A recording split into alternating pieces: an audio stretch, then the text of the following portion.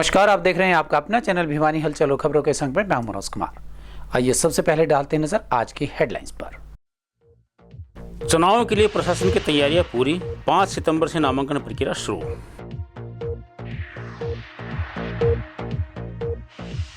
Police व सेना के जवानों ने शहर में निकाला पैदल मार्च। 14 सितंबर को भिवानी में की जाएगी लोक अदालत आयोजित। पर्यावरण संरक्षण के लिए जागरूकता अभियान चलाकर पौधारोपण के लिए की गई अपील। जन्मदिन पर रक्तदान करके बने पुण्य के भागीदार, कहा रक्तवीर राजेश डुडेजा ने। और अब खबरें विस्तार से। भारत निर्वाचन आयोग के निर्देशानुसार विधानसभा चुनाव के लिए नामांकन दाखिल करवाने को लेकर सभी तैयारियां पूरी कर ली गई हैं। यह जानकारी देते हुए एसडीएम महेश कुमार ने बताया कि विधानसभा चुनाव को पारदर्शी व निष्पक्ष रूप से करवाने को लेकर प्रशासन की ओर से सभी तैयारियां पूरी हैं। नामांकन कार्य 5 सितंबर से शुरू होकर 12 सितंबर तक किया जाएगा। 16 सितंबर को नाम वापस लिए जा सकते हैं। 5 अक्टूबर को मतदान होगा और 8 अक्टूबर को मतगणना होगी। उन्होंने बताया कि विधानसभा चुनाव में प्रत्याशी के लिए खर्च की सीमा 40 लाख रुपए तक रखी गई है। एसडीएम महेश कुमार ने बताया कि जिला में विधानसभा चुनाव को पारदर्शी, निष्पक्ष एवं शांतिपूर्ण ढंग से संपन्न करवाने को लेकर सभी तैयारियां पूरी कर ली गई हैं। भारत निर्वाचन आयोग के निर्देशानुसार 5 सितंबर से नामांकन प्रक्रिया शुरू हो रही है। उन्होंने बताया कि भिवानी विधानसभा के लिए नामांकन लघु सचिवालय परिसर में होगा। भिवानी के लिए तहसीलदार के न्यायालय कक्ष में नामांकन होगा। महेश कुमार ने बताया कि नामांकन का समय सुबह 11 बजे से शाम 3 बजे तक का होगा। नामांकन पत्र 12 सितंबर तक दाखिल किए जा सकेंगे। उन्होंने बताया कि 13 सितंबर को नामांकन पत्रों की स्क्रूटनी होगी और 16 सितंबर को नामांकन वापस लिए जा सकेंगे। 16 सितंबर को ही उम्मीदवारों के चुनाव चिन्ह भी अलॉट कर दिए जाएंगे। वहीं उन्होंने बताया कि किसी भी प्रकार की आपराधिक गतिविधि को रोकने को लेकर पुलिस के द्वारा जिला में जरूरी जगहों पर नाके लगाए जा रहे हैं, जहां पर वाहनों की तलाशी ली जा रही है। उन्होंने बताया कि जिले में कुल 941 पोलिंग बूथ बनाए गए हैं, जिनमें भिवानी के लिए 227 पोलिंग बूथ बनाए गए हैं। इन सभी पोलिंग बूथों पर पेयजल, बिजली, शौचालय, रैंप आदि सभी जरूरी सुविधाएं सुनिश्चित की गई हैं। विधानसभा आम चुनाव की प्रक्रिया आरंभ से है। इसके लिए जो हमारा जो गैजेट नोटिफिकेशन है वो 5 सितंबर 2024 को होगा और जो नामांकन प्रक्रिया है उम्मीदवारों के लिए वो भी 5 सितंबर 2024 से स्टार्ट की जाएगी।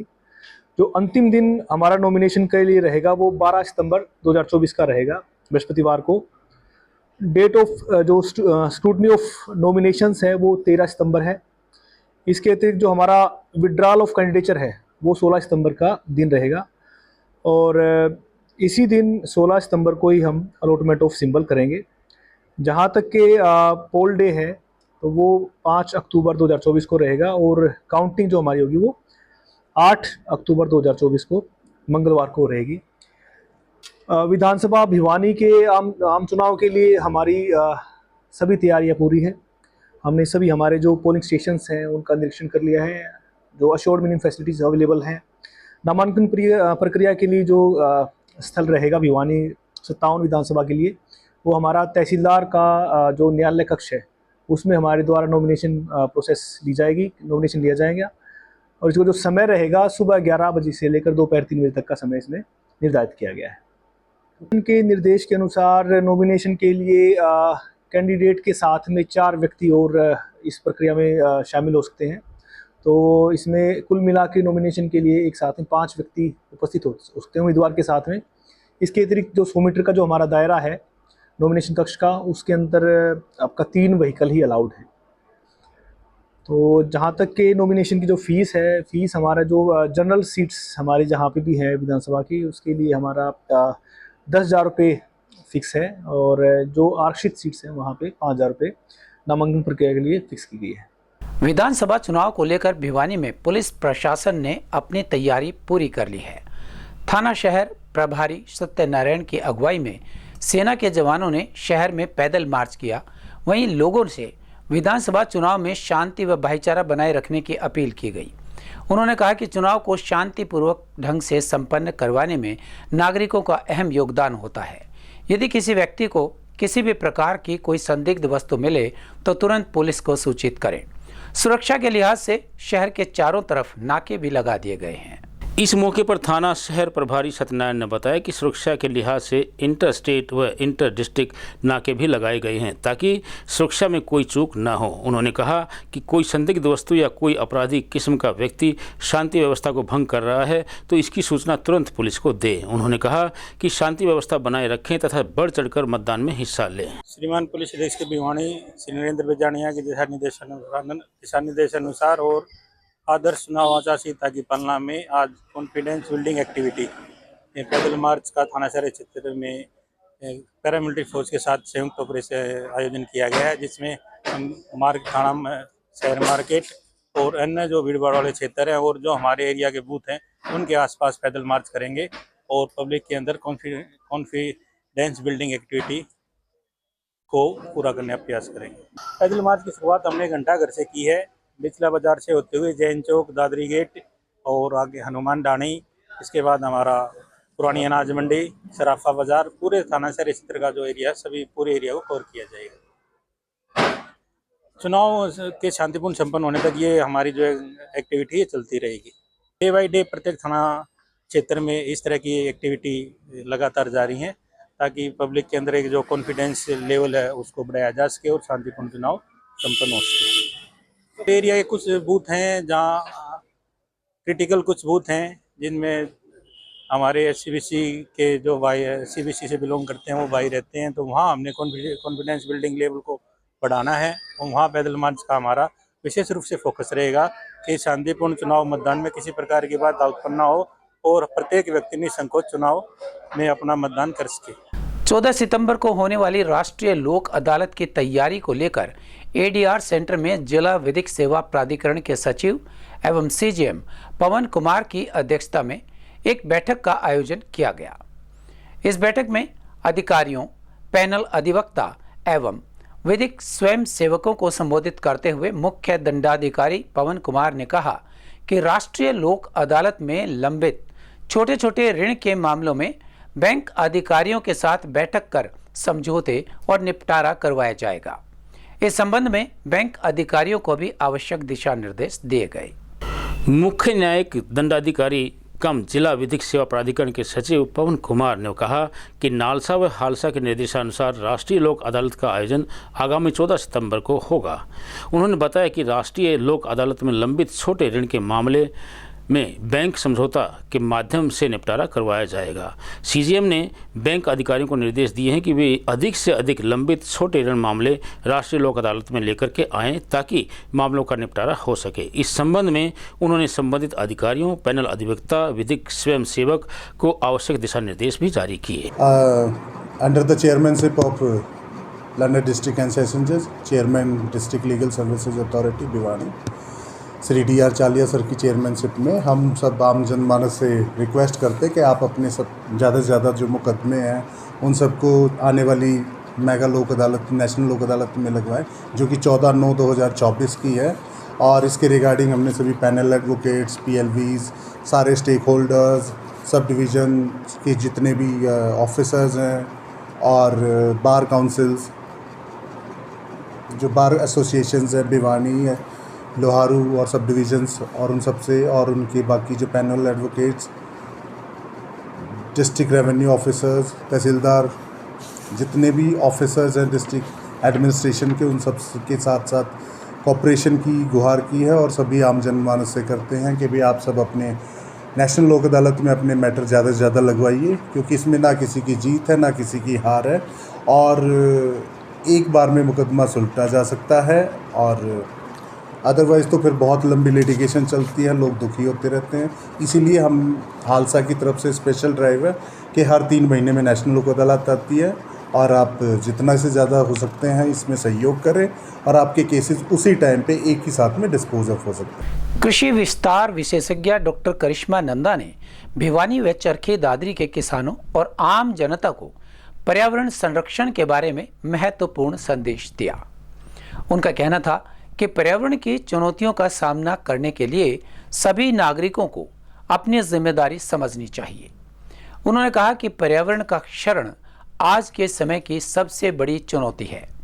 औद्योगिक विकास, शहरीकरण और कृषि पद्धतियों में हो रहे बदलाव ने पर्यावरण पर गहरा असर डाला है। जलवायु परिवर्तन, पेड़ों की कटाई और प्रदूषण की समस्याएं हमारे जीवन के पहलू को प्रभावित कर रही हैं। ऐसे में हम सब की जिम्मेदारी बन गई है कि हम पर्यावरण को बचाएं। कृषि विस्तार विशेषज्ञ डॉक्टर करिश्मा नंदा ने बताया कि जून और जुलाई का महीना पौधारोपण के लिए सबसे उपयुक्त होता है। इस मौसम में मिट्टी में नमी की प्रचुरता होती है, जिससे पौधे का विकास बेहतर होता है। इस समय खेती और बागवानी के लिए आदर्श माना जाता है, क्योंकि मानसून की शुरुआत के साथ ही नए पौधे को स्थापित करने और उनकी जड़ें मजबूत करने के लिए पर्याप्त पानी मिलता है। वन विभाग की ओर से नागरिकों और किसानों को कम कीमत पर पौधे उपलब्ध करवाए जा रहे हैं। डॉक्टर नंदा ने सरकारी योजना का लाभ उठाने के लिए सभी को प्रेरित किया।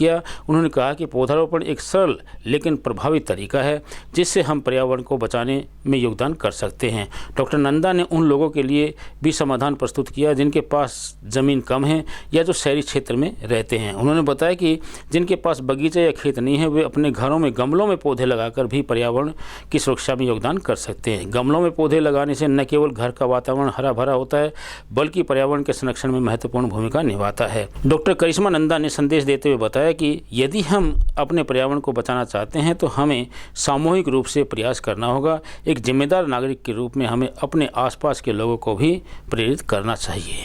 नमस्कार, मेरा नाम डॉक्टर करिश्मा नंदा है और मैं कृषि विज्ञान केंद्र में जिला विस्तार विशेषज्ञ वानिकी के पद पर कार्यरत हूँ। तो आज मैं भिवानी और चरखी दादरी के जो आम लोग हैं उनसे बात करना चाहूँगी कि किस तरह से वो अपना योगदान दे सकते हैं पर्यावरण को बचाने में, क्योंकि ऑफिशियल्स तो अपनी ड्यूटी कर ही रहे हैं, पर एक जिम्मेदार नागरिक होने के नाते हमारी भी ड्यूटी बनती है कि हम अपने इस पर्यावरण को कुछ दे सकें, क्योंकि हमें इससे बहुत कुछ मिलता है। तो जैसा कि आपको पता है कि मॉनसून पीरियड अभी चल रहा था, जून, जुलाई और अगस्त, ये सबसे बेस्ट टाइमिंग होती है अगर आप प्लांटेशन करना चाहें तो। ठीक है, प्लांटेशन के लिए आप फॉरेस्ट डिपार्टमेंट से पौधे ले सकते हैं।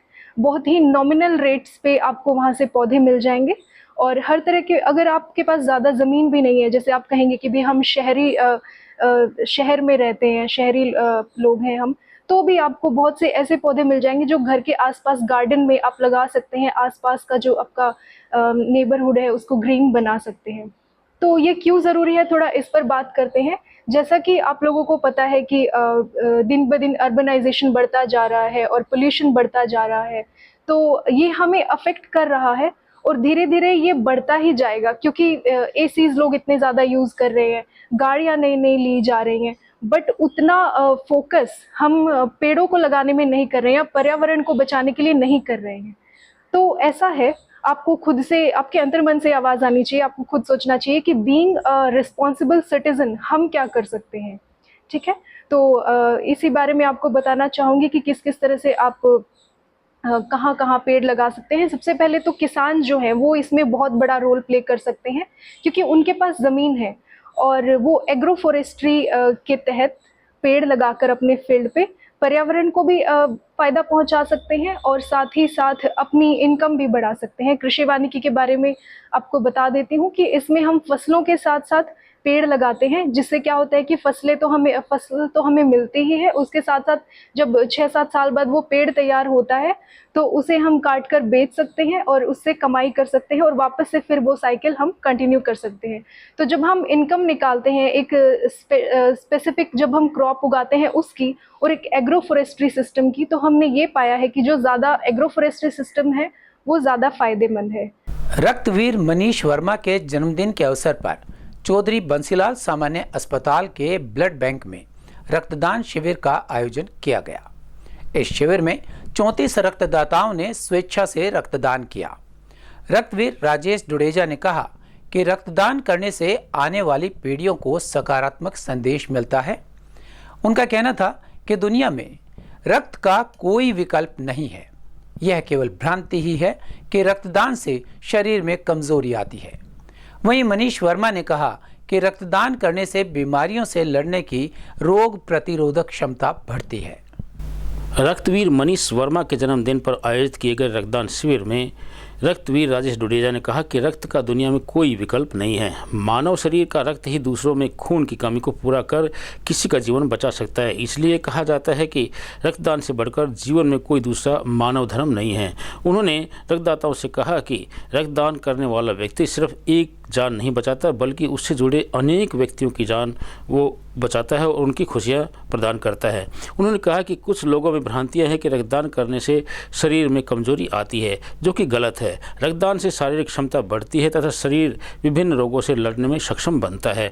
इसके अलावा रक्तदान हृदय संबंधी बीमारियों का भी नाशक होता है। रक्तवीर मनीष वर्मा ने कहा कि इस तरह के आयोजन समय समय पर होते रहने चाहिए ताकि समाज में ज़रूरतमंद को रक्तदान समय पर हो सके और उसे रक्त मिल सके। रक्तदान शिविर में blood bank incharge doctor Monika ने कहा कि जन्मदिन जैसे शुभ अवसर पर रक्तदान शिविर के आयोजन में बढ़ चढ़कर पुण्य का कार्य करें और इससे बड़ा पुण्य नहीं हो सकता। हमें नियमित तौर पर रक्तदान करते रहना चाहिए। मेरे जन्मदिन के पूर्व संध्या पर आज मेरे सभी रक्तवीर जो साथी हैं उन्होंने एक रक्तदान शिविर का आयोजन किया। राजेश डुडेजा जी ने इनका मैं तहे दिल से धन्यवाद करता हूं और मेरे जन्मदिन को और भी सफल बनाने के लिए और हर्षोल्लास से मनाने के लिए एक छोटे से संदेश पर आए मेरे सभी युवा साथी व सम्मानित रक्तदाताओं का मैं तहे दिल से आभार व्यक्त करता हूं। और मैं सभी युवा साथियों से यही कहना चाहूँगा कि आपको कभी भी कहीं भी अगर किसी भी ग्रुप में सोशल मीडिया के माध्यम से अगर रक्त की जरूरत का संदेश मिलता है तो आप तुरंत नज़दीकी ब्लड बैंक में पहुंचकर निस्वार्थ भाव से रक्तदान कीजिए, क्योंकि रक्त एक ऐसी चीज़ है जिसका निर्माण किसी भी फैक्ट्री में नहीं किया जा सकता, जो अनमोल है। आपके द्वारा किए गए रक्त का अंश बचाएगा किसी परिवार का वंश। वंशिका फाउंडेशन के संस्थापक मनीष वर्मा जी के जन्मदिवस पर रक्तदान शिविर का आयोजन किया गया है। इस रक्तदान शिविर में युवा साथी बढ़ चढ़कर भाग ले रहे हैं। मेरी शहर के सभी लोग साथियों से युवाओं से प्रार्थना है कि इस समय डेंगू की शुरुआत हो गई है, तो सभी रक्तदाता ब्लड से संबंधित कॉल देखकर ब्लड बैंक में पहुंचकर रक्तदान करें और किसी जरूरतमंद की जान बचाएं। और डेंगू के समय ब्लड की ज़्यादा कमी हो जाती है और कमी को देखते हुए रक्तदाताओं से अपील है कि वो रक्तदान कर 3 व्यक्तियों की जान बचाएं। एक व्यक्ति की जान करने से 3 व्यक्तियों की जान बचती है और पुण्य के भागी बनते हैं। का फाउंडेशन के द्वारा हमारे ब्लड बैंक में जो है रक्तदान शिविर का आयोजन किया गया है। यह रक्तदान शिविर जो मनीष वर्मा जी के बर्थडे के ऊपर हुआ और आज वो जो 36 साल के हो चुके हैं। तो मैं यही कहना चाहूँगी आप सबको कि जैसे हमारा जन्म दिवस है या किसी की पुण्यतिथि है, इन सबको अगर हम ब्लड डोनेशन से सेलिब्रेट करें तो उससे अच्छा सेलिब्रेशन कुछ नहीं हो सकता। हम सबको बढ़ चढ़कर जो है रक्तदान करना चाहिए और रक्तदान के लिए सबको प्रेरित करना चाहिए। आज अब तक जो है 25 यूनिट एकत्रित हो चुके हैं और ज़्यादा यूनिट एकत्रित होने की संभावना है। तो आप सब कृपया कर अपने जो है छोटे छोटे ओकेजन्स को ब्लड डोनेशन के साथ अटैच करते हुए इसका जो है बढ़ाने की कोशिश करें और रक्तदान करें। देखिए, ब्लड दान करने से कोई कमजोरी नहीं आती है। मैं हर बार ये बात कहती हूँ, हम जो ब्लड डोनेट करते हैं 48 से 72 घंटे के अंदर जो है दोबारा बन जाता है और नया रक्त बनता है जो कि नई कोशिकाओं में हमारे जो प्रवाहित होता है। तो उससे जो किसी भी प्रकार की कोई वीकनेस नहीं आती है। अगर किसी को कभी रक्त डोनेट करने के बाद लगता भी है तो आप ज़्यादा से ज़्यादा लिक्विड इनटेक करें ताकि जो है आपका मैनेज हो सके और उसके बाद आपको कोई भी जो है वो नहीं लगेगी, कोई भ्रांति ऐसी नहीं है कि आपको कमजोरी आई। और अब चलते चलते हरियाणा में विधानसभा टिकटों को लेकर कांग्रेस और भाजपा में मंथन चल रहा है। प्रत्याशियों के नाम फाइनल करने के लिए बैठकों के दौर जारी हैं। दोनों पार्टी टिकटों के बंटवारे में कोई कोर कसर नहीं छोड़ना चाहती हैं। हर नाम पर बार बार विचार किया जा रहा है। पार्टी सर्वे से प्रस्तावित नामों का मिलान किया जाता है, लेकिन भाजपा और कांग्रेस में टिकटों को लेकर कलह चल रहा है। भाजपा के पुराने कर्ता धर्ता इस बात को लेकर नाराज हैं कि उनकी टिकटों में उपेक्षा हो रही है। बाहर से आने वालों का मान सम्मान तो किया जाता है, साथ ही आसानी से टिकट भी दे दी जाती है। भाजपा के पुराने कार्यकर्ता हैरान हैं कि भाजपा का स्वरूप एकाएक कैसे बदल रहा है। एक दिन पहले भाजपा में आने वालों को टिकट देकर चुनाव लड़वाया जा रहा है। जिनको भाजपा का अर्थ और सिद्धांतों का पता ही नहीं है, उन्हें राज्यसभा में भेजा जा रहा है। चर्चाकारों का कहना है कि भाजपा के शीर्ष नेताओं की इस मानसिकता का खामियाजा पार्टी को विधानसभा चुनाव में भुगतना पड़ सकता है। भाजपा में जेजेपी के नेताओं को शामिल करवाया जा रहा है। हालांकि अब तो हालात यह बन चले हैं कि बाहरी नेताओं को भाजपा में शामिल करवाने से भाजपा के केंद्रीय नेता नाराज होते जा रहे हैं। इस बार कांग्रेस और भाजपा के पास टिकट के लिए अभी तक के सर्वाधिक आवेदन आए हैं। भाजपा को टिकट के लिए 2443 और कांग्रेस को 2556 आवेदन मिले हैं। इनमें से एक एक नाम फाइनल करने में पार्टी नेताओं को बड़ी मशक्कत करनी पड़ रही है।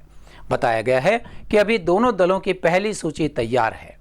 अब पहले आप का इंतजार हो रहा है। चर्चाकारों ने बताया कि भाजपा की पहली सूची में 45 और कांग्रेस की पहली सूची में 49 प्रत्याशियों के नाम हैं। दोनों दलों को पार्टी में बगावत होने का अंदेशा है, इसीलिए प्रत्याशियों के नामों की सूची जारी करने में देरी की जा रही है। पहली सूची में वे नाम बताए गए हैं जो छंटनी के बाद एक ही रह गए थे। साथ ही वे नाम भी शामिल हैं जो विधायक रहे हैं। दोनों दलों ने उन सिटिंग विधायकों की टिकट काटी है जिनका सर्वे में रिपोर्ट कार्ड खराब बताया गया है। चुनाव में कांग्रेस ने भाजपा को उनके अपने गढ़ों में घेरने की मास्टर प्लान तैयार की है। आला कमान की स्वीकृति के बाद कांग्रेस इस मास्टर प्लान पर काम करना शुरू कर देगी। अब देखना होगा कि आने वाले दिनों में चुनावी राजनीति में क्या नया मोड़ आता है। और अब जाने से पहले एक नजर आज की हेडलाइंस पर। चुनाव के लिए प्रशासन की तैयारियां पूरी, 5 सितंबर से नामांकन प्रक्रिया शुरू।